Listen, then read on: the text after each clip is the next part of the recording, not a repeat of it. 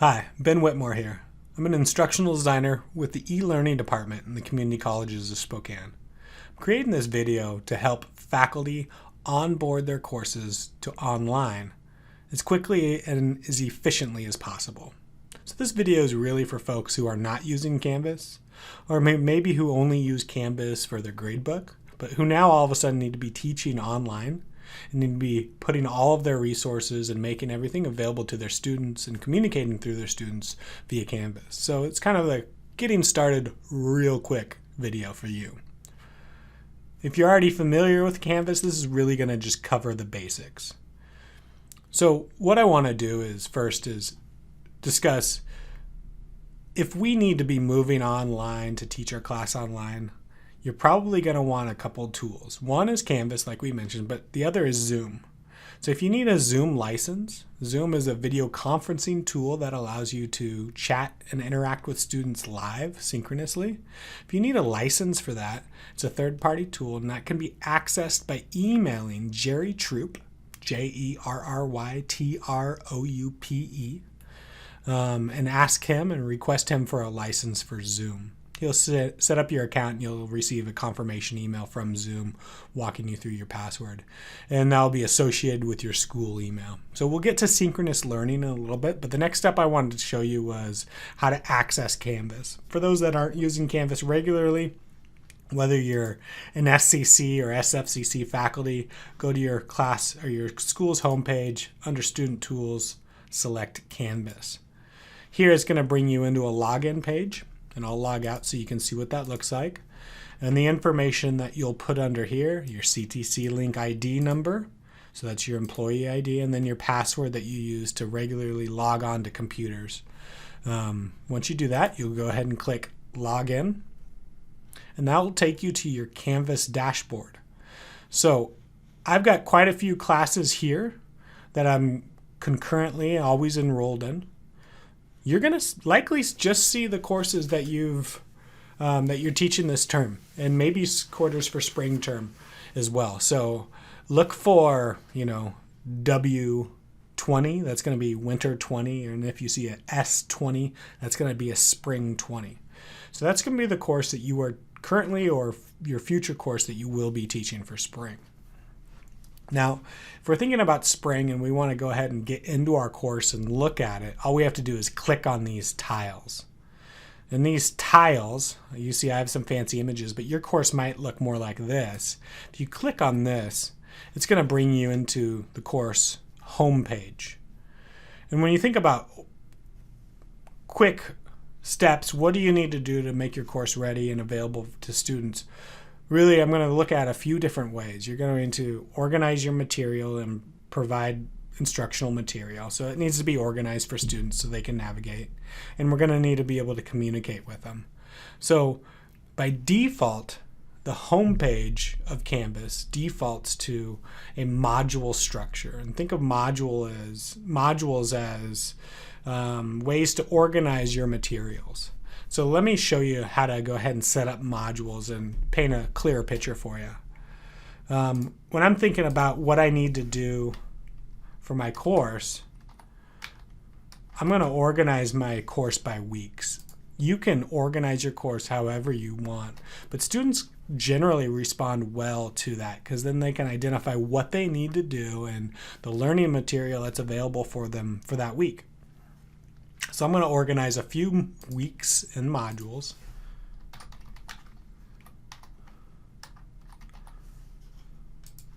And then I'll show you how to add content to this. So if we look here, we've got week 1, week 2. Some folks like to do it by chapter. Some folks like to do it by topic of the course. But for this, all intents and purposes, we'll just do by weeks. So I've created these modules, and now I can add content to them. So maybe week 1, I want to share my syllabus. I want to maybe share an introduction of who I am, some biographical information. I can share some information about getting access to the course publisher material. And I can do that by selecting the plus icon here. If I select this, that allows me to add items to our module. So if my syllabus is a file, I can select File. select a new file, and then I can search throughout my computer for that file. Let's see if there's anything on here that we can add. Oh, perfect.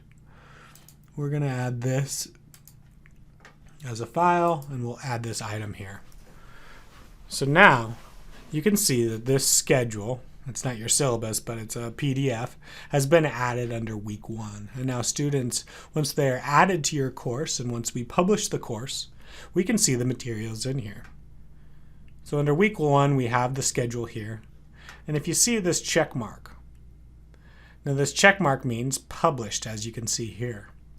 But up here, we have a circle with a line through it. That shows that while this file is published, this module is not. And so if the module is not published, then nobody could see what's in here. But now that we've greened our module, we know it's published, and that we know that students can now access some of the material here. So that's how to add a PDF. But we can also add, if you looked, there are other options. So we can add assignments, quizzes, pages, discussions, and external URLs. There's a lot of different things that we can organize here. And so if I wanted to add an external URL, what does that mean? That means if I wanted students to have access to a website, maybe I wanted to share information outside of CCS, I would take the link to that website,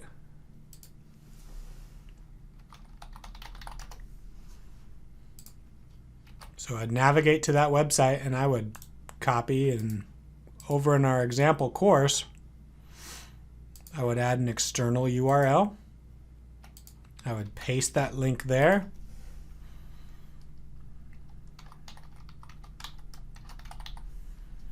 Give it a name, and I would add that item. And now the students have direct access to this. So what would you want to link in your class? Maybe you have some online readings. Maybe you have links to some forms that students need to fill out, or surveys, or activities that are outside of Canvas. This is a good way of sharing that. And you need to go ahead and publish that so that students can see it. So I've showed you how to add files, Word documents, and links to outside sources. But you may also want to have a few more activities in week 1. So the next section I want to do is show you how to build out your grade book and add assignments, discussions, and quizzes to your modules that then will be reflected under grades. So when I teach an online class, the first couple of days, we go over the syllabus, we talk about the course, major projects, and then we also spend time getting to know each other. And one way of doing that for an online class is to make a discussion board. So if I go under week 1 and I add content to that, I'm not going to add an assignment. That's a drop box where students will submit. I'm going to add a discussion. And I'm going to make it a new discussion, and I'm going to give it a name. So let's call it Course Introductions.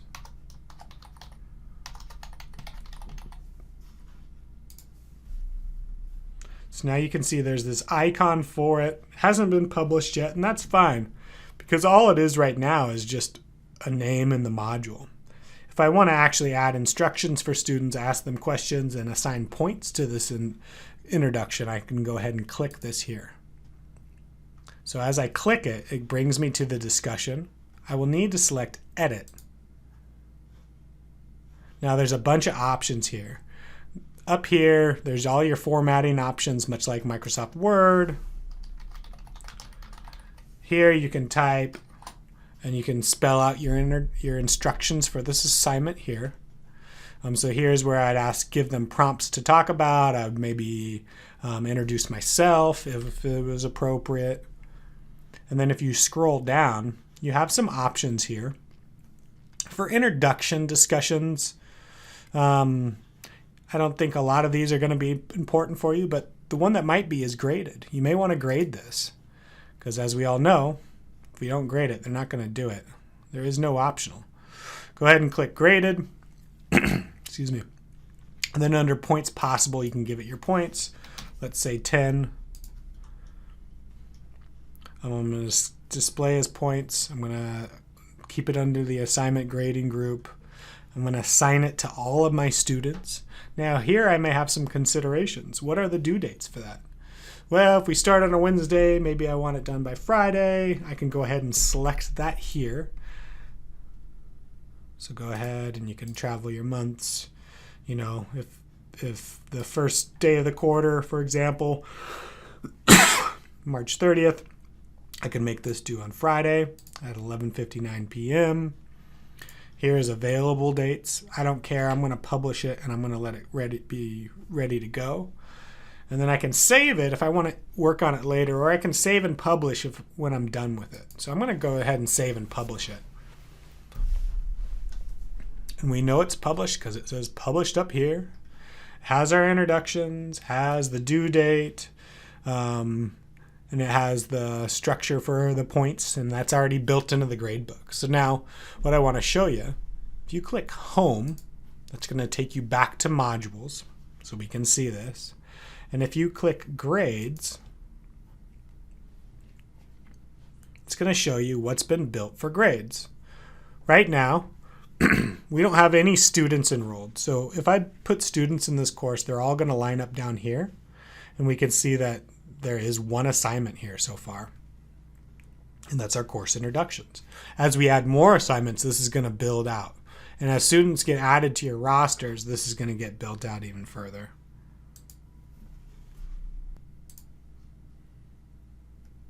Okay, so I've showed you how to develop some modules and start adding content, right? As we go through this transition time, we might have 1 or 2 weeks online. So now you can share some documents with them. We might end up going completely online. Who knows? However, you kind of got the basics of adding some assignments online and then building out your grade book by that way. And like I showed you with adding a discussion, we can also add an assignment. And so we can say this is week 1 example. We give our assignment a name. I clicked new assignment, so I'm not pulling from an old assignment. If I click on this, I can go in and edit this document, give some content, give some instruction of what the students are supposed to do, add some points. Under submission type, this is kind of important to note. Leave it as no submission if you are accepting that face-to-face. But if you want students to actually submit the assignment online, you're going to click online.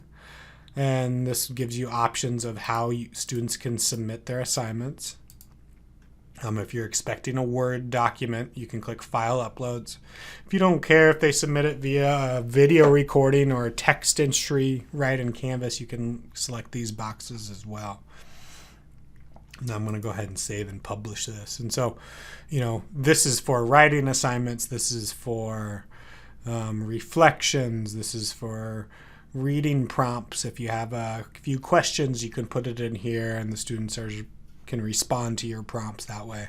So that's assignments. Go ahead and click back to home. So that's kind of building in modules, and we have some more resources for that. But in the sake of brevity and just getting started right away, the next piece I wanted to show you is communication in Canvas. There are 2 predominant ways to communicate in Canvas.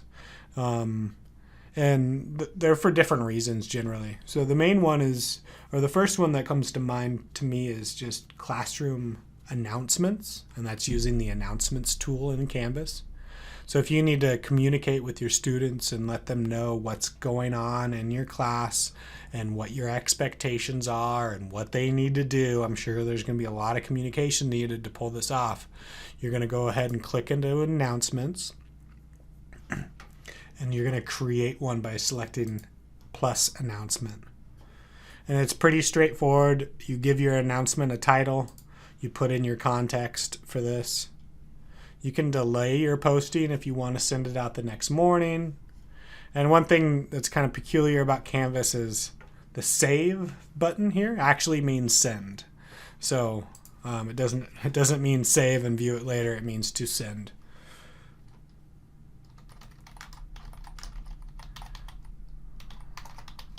So, I'm going to go ahead and write an announcement. And so we can see what it looks like. Now when I click save, it sends it automatically to everybody, and it sends to, the default sends to the student's Bigfoot email address. And so if your students don't check that, they may need to start doing that, or they need to go into Canvas and change what their default email address is and change it to their personal email that they use. They can do that in their account settings as well if they want to do that. So this is the way most faculty will send out classroom information to everyone. Everybody will get a message.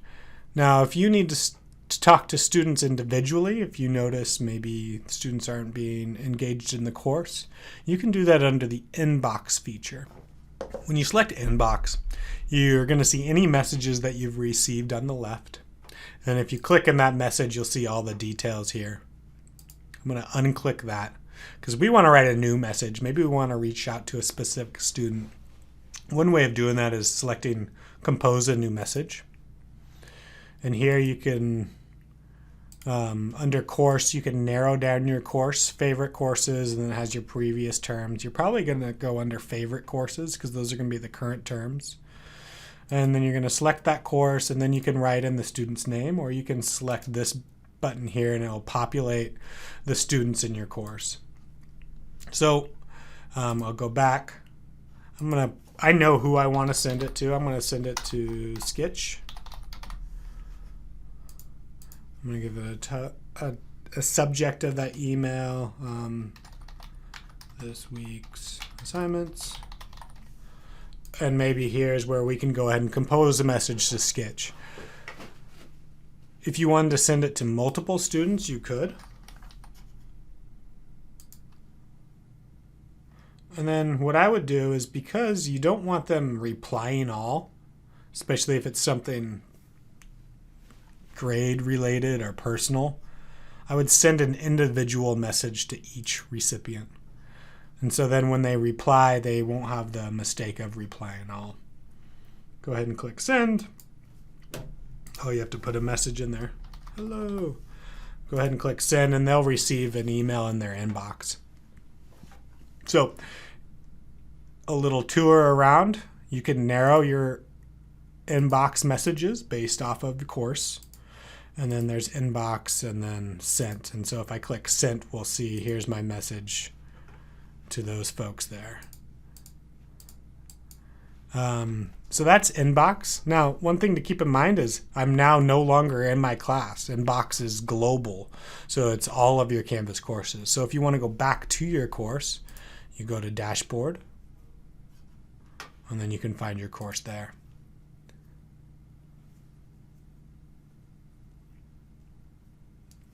So we've kind of discovered building modules, and then we've also discovered communication. So, got 20 minutes into this video, and now we can throw some material up and we can communicate with our students. I think that's going to be key right away. I think the third piece that we need to look at is offering our classes synchronously online, and recommend using Zoom. And so, like I said earlier in this video, reach out to Jerry Troupe, Troupe. He is the Canvas administrator, and he also is the admin for Zoom, and he can create a license for you. We want to teach our class like we normally would on ground, and Zoom's going to be the best tool for that if it's possible.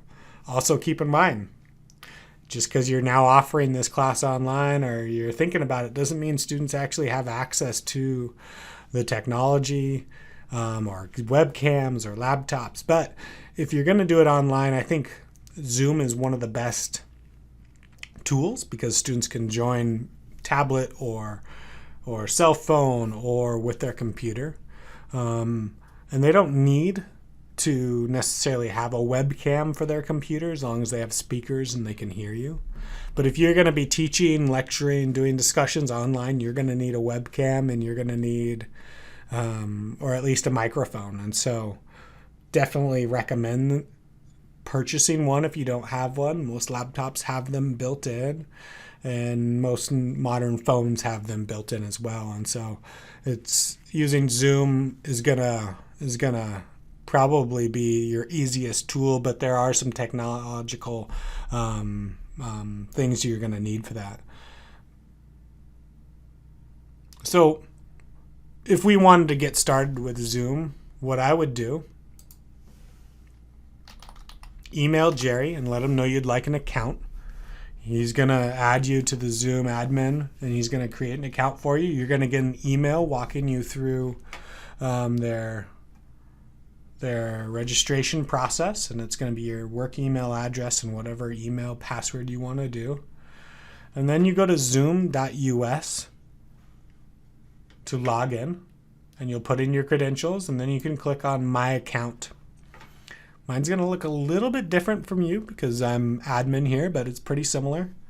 We have profile, meetings, and this shows scheduled meetings, webinars, whatever. Go to profile and look under personal meeting ID.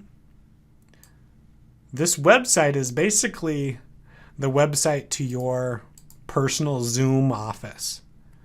And if you go here, it opens up that office door, that virtual classroom, and you paste it in your browser.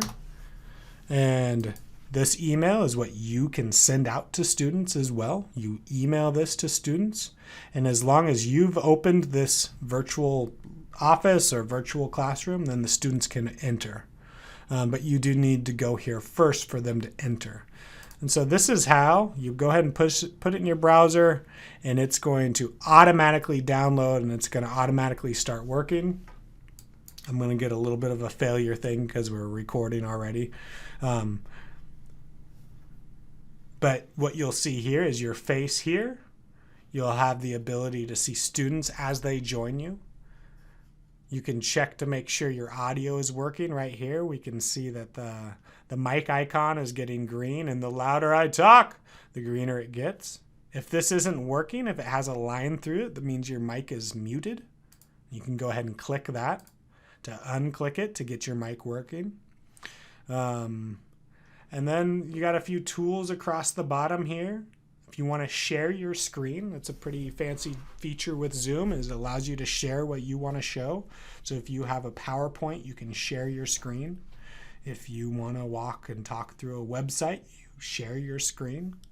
Students have the option to share their screen too if they want to. So if you wanted them to lead a session, they can go ahead and do that. And then just in general, teaching synchronously it's kind of fun, but it can be a challenge too. Best things to remember are students, if you aren't talking, if it's not your turn to talk, to mute your mic so that your background noise isn't annoying the instructor or the other students. If the dog's barking, the mailman's here, or the kids are crying, that's not going to interfere with everybody's sound. But in general, it's a pretty simple tool to use. So definitely, if you're concerned that you can't teach live with students, I would teach synchronously. Use Zoom off your class like how you traditionally offered it, but do it online from your office, and you can wear a nice button-up shirt and just wear pajama bottoms down below. Just don't stand up. Students will notice. Go ahead and click End Meeting when you are done. And you can leave the meeting or end the meeting for all. We're just going to end the meeting for all. And so communicating this site for students and your schedule for live classes is going to be important. Once again, I think I would copy this and I would go to my course, and I would put this in under announcements to share with my students so that they have access to your course. Live class. We will meet here at 9:30. And now students just click on this. They don't need special software. Zoom works within the browser. They will need an app if they're joining via their phone or a tablet. But once they click on that link, it will prompt them through their Google Play or the Mac iPhone store or whatever to go ahead and download the Zoom app. It's free. Students can join. It's pretty slick. So this is kind of the shotgun approach, the crash course on logging into Canvas, getting a few items out there, sharing some resources, some documents, your syllabus, communicating with students, and then jumping into a live class and trying to make that work.